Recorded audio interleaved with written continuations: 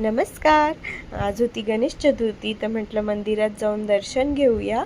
तर आता निघालो आहोत मंदिरात जाण्यासाठी. तर चला मग तुम्ही पण आमच्यासोबत मंदिरामध्ये. तर आता निघालो आहोत मंदिरात जाण्यासाठी.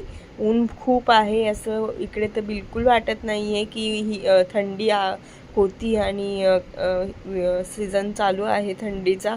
आमच्याकडे खूप ऊन आहेत आणि हे आपले शिवाजी महाराज.